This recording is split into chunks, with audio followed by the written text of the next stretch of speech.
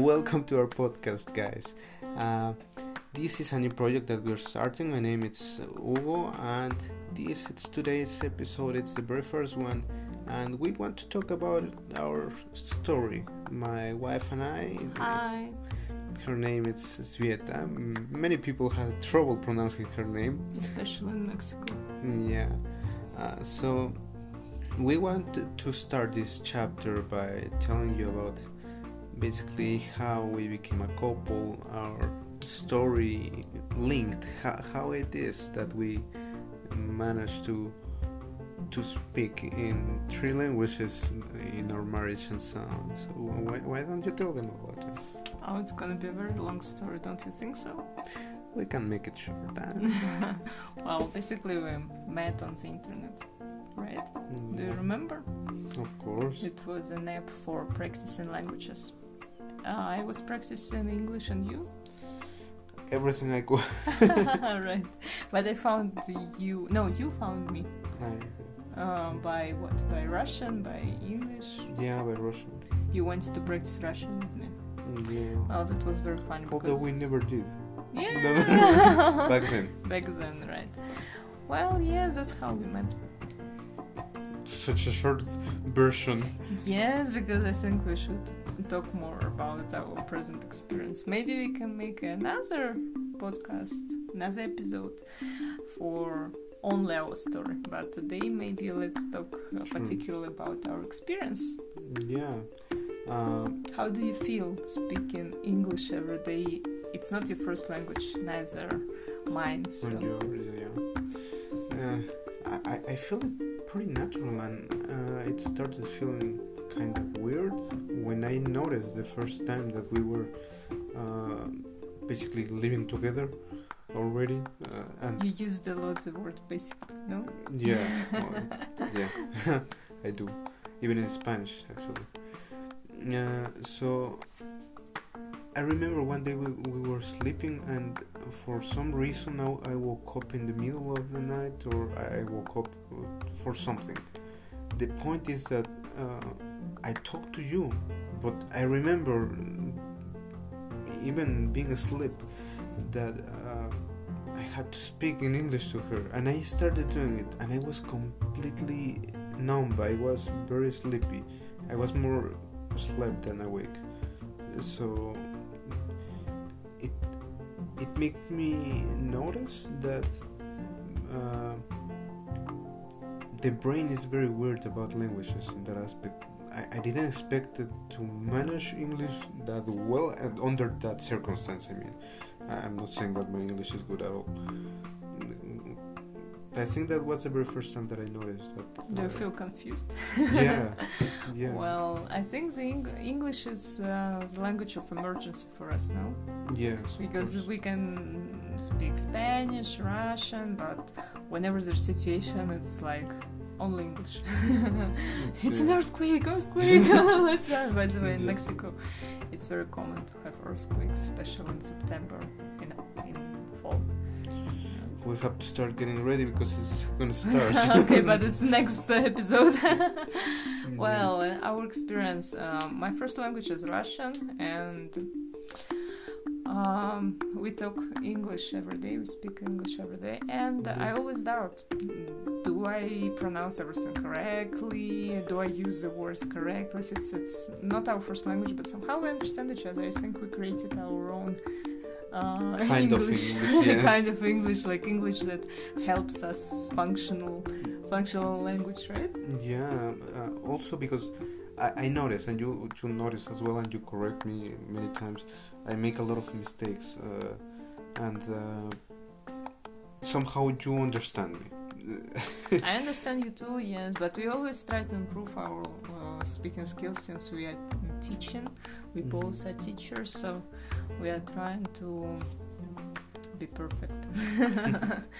The best that we can do about our languages. At least what I have noticed is that we have the same way of thinking about languages. I mean, you do have tried at the beginning of the marriage to make a change about it. And I remember you were asking me like, talk to me in Spanish, Alright. please. But I feel very awkward at the beginning, at least. Now it's I feel more comfortable about it. But It's been 5 years since we talk. Yeah. Since we talk in English every day. Every single day. Well, it gave us a lot. It gave us fluency. I think any couple can do that. In our case, it was inevitable because since you didn't speak so good, you didn't speak Russian so well. I didn't speak Spanish so well. I learned some Spanish. You learned some Russian, but English it's like a habit. Yeah, actually, I agree completely with you because that's something very useful. I mean, simply every time that we make, and I mean by we, like people, everybody, that we make New Year's Eve resolutions, one of them it's always to learn a new language, right? Right. And basically, when we do it like that with our significant other, it's kind of deciding I have to help myself or have the support of this person and keep going with that. And for us, as you said, it has been like a necessity. Yeah. But for people who maybe they don't need it with such urgency, still it's something that they can use.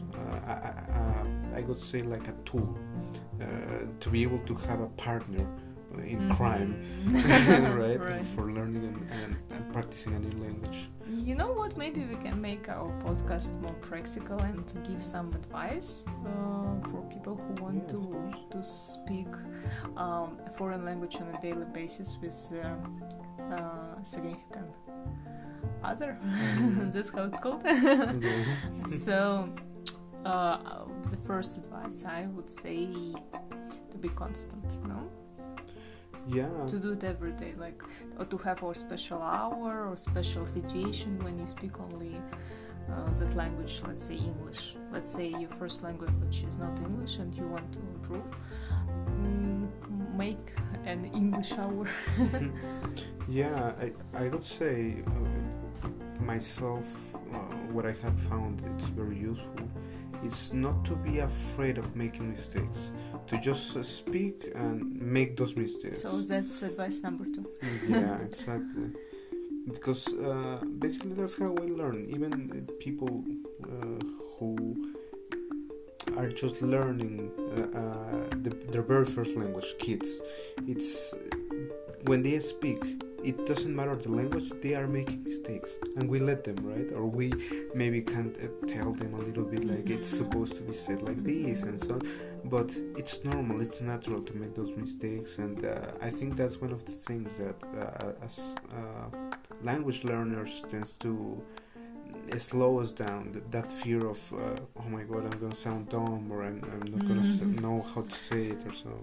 Kids even invent their own language while they're learning. In Russian and Spanish, they say words that don't exist. They try to match them, put together sentences that are not correct, but it's funny, and they learn like that, experimenting with the language. What about you? You never told me about the previous question that you made for me. Like, when did you notice like that adaptation of English for the first time? You know, I have one cool memory about it. How to say?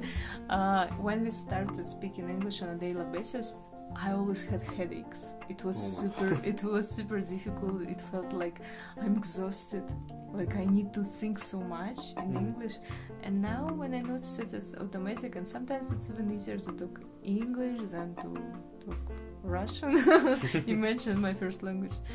I understood that, I'm fluent. Yeah, that's pretty normal, I think. For some people who haven't had that kind of experience, I think they can think even like that people is just trying to be to show off that they speak language or whatever. But no, for real, when you start living in a language that it's not yours, you do start forgetting some words of yours. And I don't mean forgetting like completely getting them erased from your mind, but you kinda get them a little bit lost in your mind, so you have troubles like, oh my god, how it was this word, I don't remember. And I have noticed that it has happened to you a couple of times, and it happened to me when I was living in Canada. That will be another episode of this. Right. And how you lived in Russia. Yeah. And how I live in Mexico. By the way, your favorite mistake, people, is... Oh my Can god. you explain why you're making it? Well, I can give a short explanation to make it more extensive on a next episode. But basically, it is because as a Spanish speaker, that's the way that we say it in Spanish. Because people, it's a singular, right? Exactly. It's singular, okay, that's why you say. Well, it's inevitable to make those that kind of mistakes. Yeah. Right? Yeah, it's normal. It's natural, I think. That's what we are talking about. not to be afraid to make mistakes. Yeah. Well, I think it helped us that we are a couple. We are married.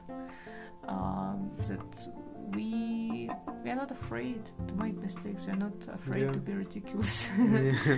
Maybe at the beginning when we just started getting to know each other and so on, but I think not even then, because basically well, in fact you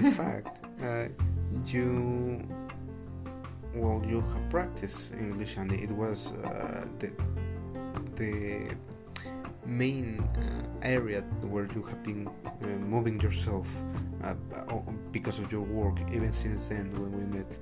And for me it was very important. I got kinda into this aspect of life that I try to extend my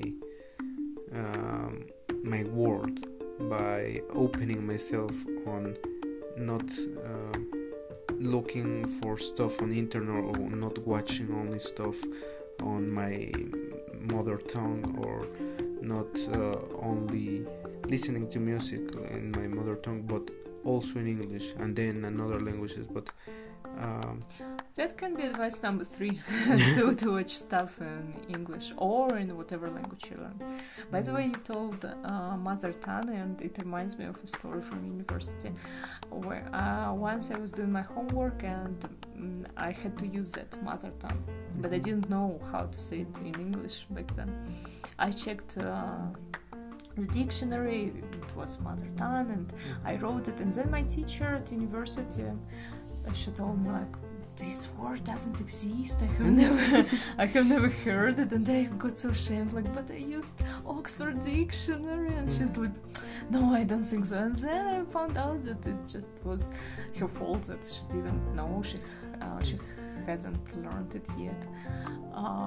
Being a teacher now understands that there are a lot of things that we don't know. Actually, that moment, that situation helped me to be more flexible while teaching. If I don't know a word, I don't tell a student that it doesn't exist just because I don't know it. I say like, okay, let's check, or I check it myself. But it's kind of shameful to be a teacher and not to know something, right? Yeah, but I think it's normal as well. I mean, even in our own language, we don't know all the words that there are, right? I mean, in every single language, in some more than others, but there are around 30,000, 50,000 words. It's impossible that we know all of them. And I mean, I think it's normal not to know a word. It doesn't matter the language that we're speaking. We learned a lot of words together, right? Yeah, and I think that's the interesting part as well about because languages. sometimes we need to use like things in the kitchen, right? Yeah. Ladle, for example. I've never used it before, but since we use it and we need to communicate. Hinder, I learned the word hinder because When we were in the shop, I remember. Yeah. Because there was a person hindered. hindering. I know that word and I use it in Spanish, but in English I have never used it By myself. the way, that's another good thing that you don't even need all the words and all the phrases. You need the phrases that you use in your first language. Yeah, that's right. So let's finish. Okay. Well, this will be everything for today, guys, and we hope you like this podcast and you keep listening to it. And well, we will have an interesting second chapter that you can't stop listening. Okay, bye. Bye.